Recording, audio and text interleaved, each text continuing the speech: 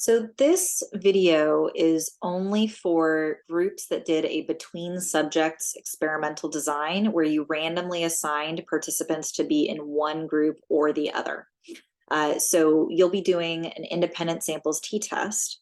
And unfortunately, there's not a way to create a variable in Qualtrics for that, but you were instructed to document the randomizer flow, which is what these two variables are.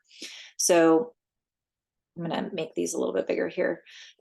So this video, this is the easy version of how to do this. And by easy, I mean that you don't have to do any calculations. You don't have to compute a variable. It's a little bit more intensive in that you need to go through and manually name things, but there are some of you that are going to prefer this, especially if you don't have as many responses. So what I would like to do first is just talk about conceptually what we're doing. The idea is that Qualtrics created a variable that says if you were in the no mask condition, because that's for this study, it's mask versus no mask. So this no mask condition is right here. And if there's a 1, that means that they were in that condition. Whereas this one is the block randomizer flow for people that, for the photographs that had masks. And so if they were in this condition, they have a 1 here. So you can see this person was in condition 2, this one was in condition 1. So what you're going to do is you're going to click on this blank variable, and you can just say new data variable here. And what you're going to do is you're going to name it. So I would recommend naming it something like IV and then the name of the actual level. So this would be the no mask level, for example. And so you would have that. And then this description, I would just say that this is the no mask randomized condition, or whatever you want to put there. You're just identifying that this is the randomizer. This is the levels that are assigned by Qualtrics. Oops, sorry. Let me delete that.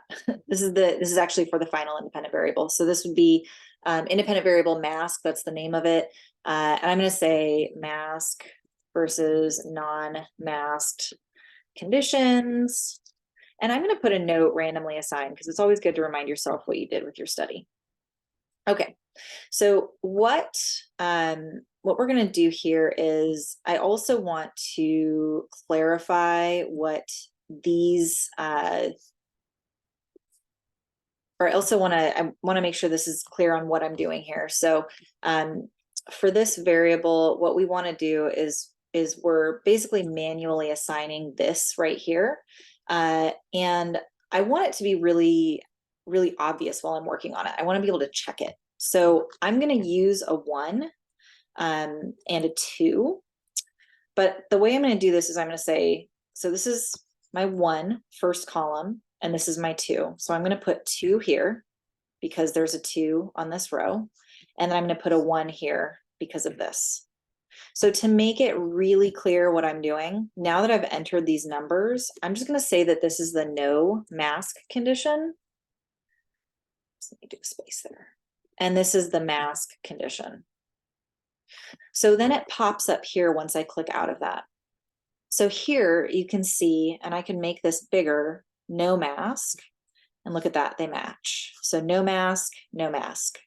And then this one, if I make this bigger, you can see that those match. So we have mask and mask. So that's perfect.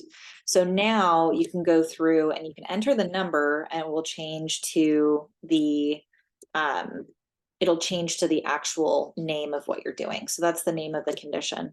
And that is helpful for when you are doing the analysis as well.